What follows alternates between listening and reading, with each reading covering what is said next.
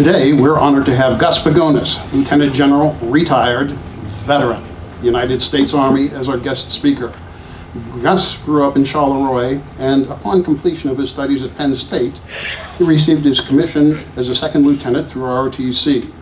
From there, completing his officer basic and advanced courses, and also the U.S. Army Command and General Staff College and Naval War College. During his military career, Gus held many command and staff positions. His most notable was Commanding General for the 22nd Support Command in Saudi Arabia. As Director of Logistics during Desert Storm, he received high praise from General Norman Schwarzkopf for his tireless efforts and logistical prowess. As a young captain during the Tet Offensive of 1968, he and his command faced heavy enemy fire to rescue soldiers whose boat was stuck in the water. Decades later, he was awarded the Silver Star for his bravery. Gus retired from the military after nearly 30 years of service and began his second career. Gus and his wife Sherry have sons Gus and Robert. Gus and Sherry reside in the Evans City area. With great patriotic pride, I'm honored to present our speaker, Gus Pagonis.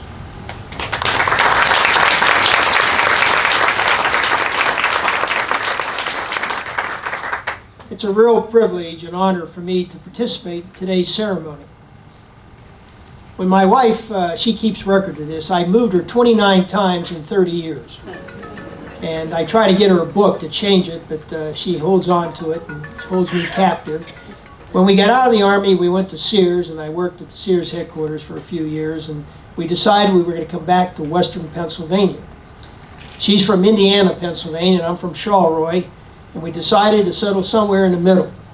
Out of nowhere, in checking my parents' records, my mother was born in Butler.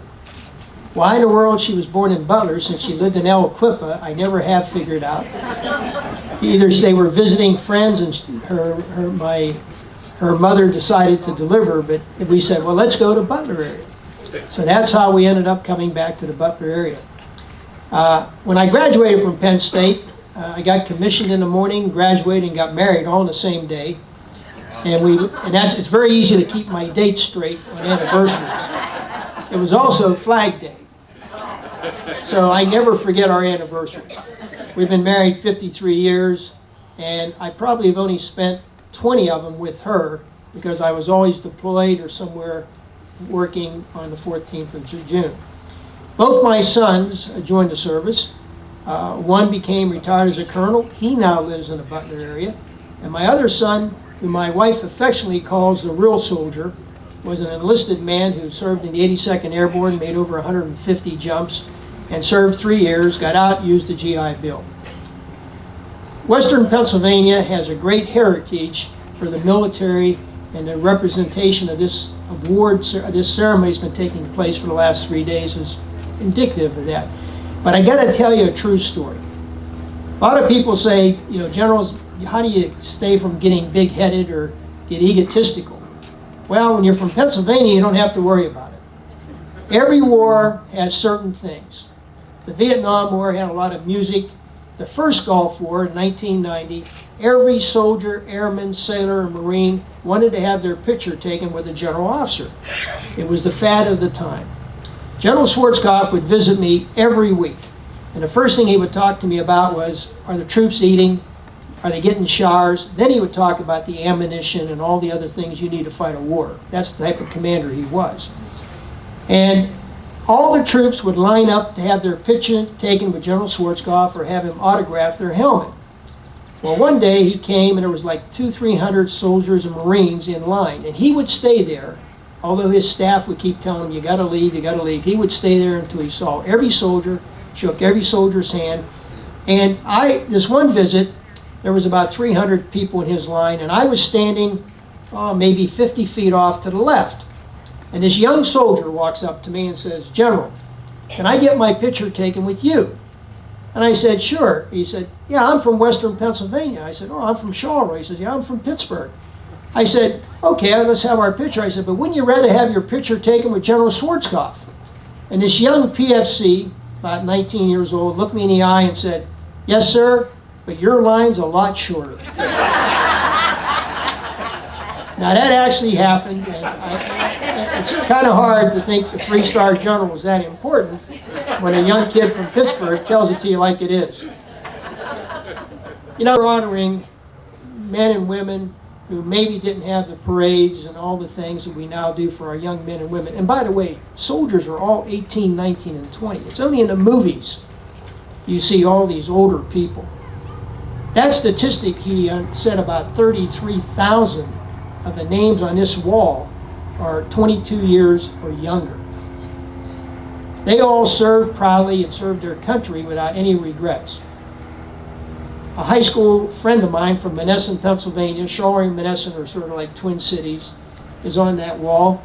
And I remember we had a meeting right before the Tet Offensive, which, by the way, we won.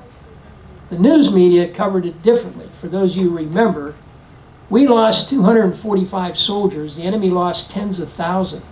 But the news media said, how could they have such a massive display of force? Well, they had thousands and thousands of people, but we actually won. But Pat Onderco called me and said, I said, what are you doing? I thought you were leaving. He says, no, I can't leave. My replacement's not here. And he was killed on a convoy trying to get supplies out to the right troops. I have many other soldiers that have served with me. They're on the wall. And I'm very pleased to know that this thing is now rotated and taken across the United States for those that can't get to Washington, D.C. I will tell you, that war was an interesting war. And they call it a conflict sometimes, but it was a war. I can't remember very many battles we didn't win. When I was a young captain, I was in the Mekong Delta, and I can remember the rice fields and the farmers.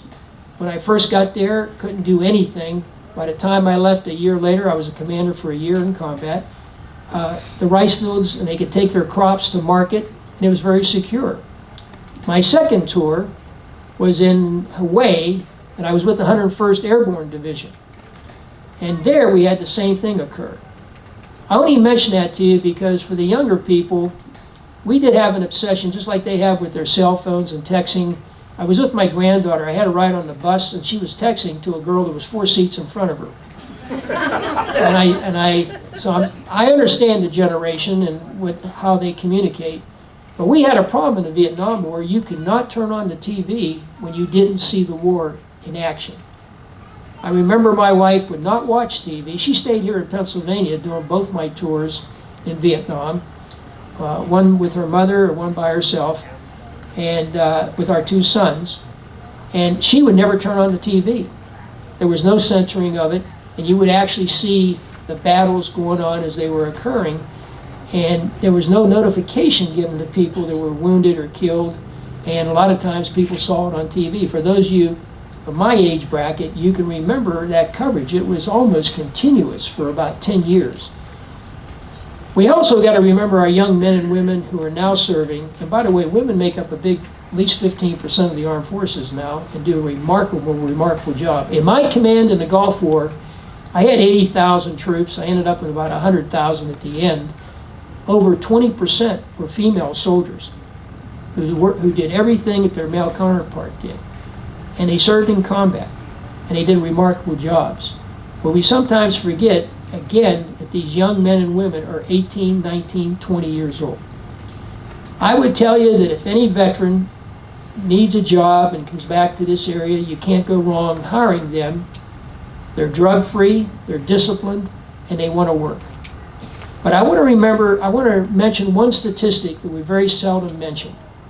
There were 153,000 Purple Hearts given to soldiers who were wounded in combat.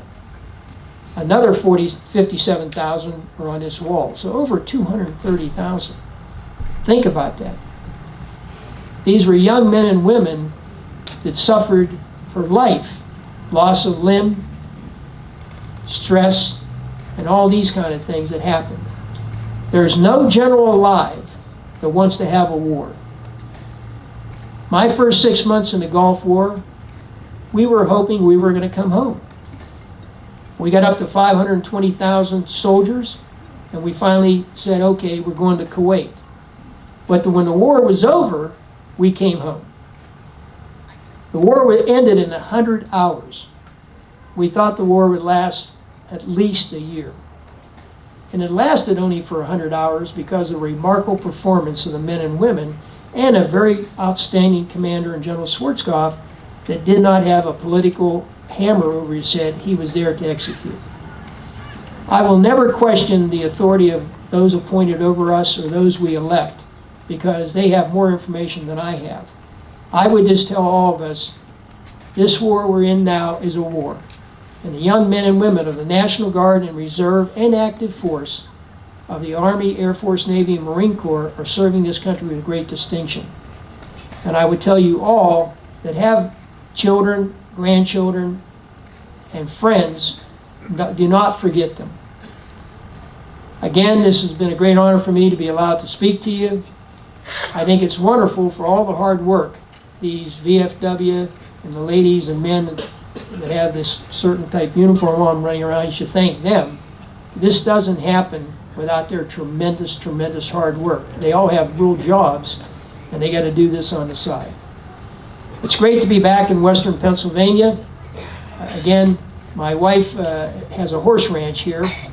That was part of the deal with the 29 moves in 30 years. It's not a very profitable thing, but she said no, she likes it. And she's at a horse show tonight, and she said, well, make sure you tell people I wanted to be there. I dragged her to a lot of social events in Washington, D.C., so she could tell me which fork to use, and if they didn't have signs on what you're going to eat, she would tell me, you won't like that, you're like that. By the way, after 53 years, you can't even buy gifts anymore because there's nothing left to buy. So I only mentioned that in passing. But she said she would love to be here. This is a great event, and thank you very much.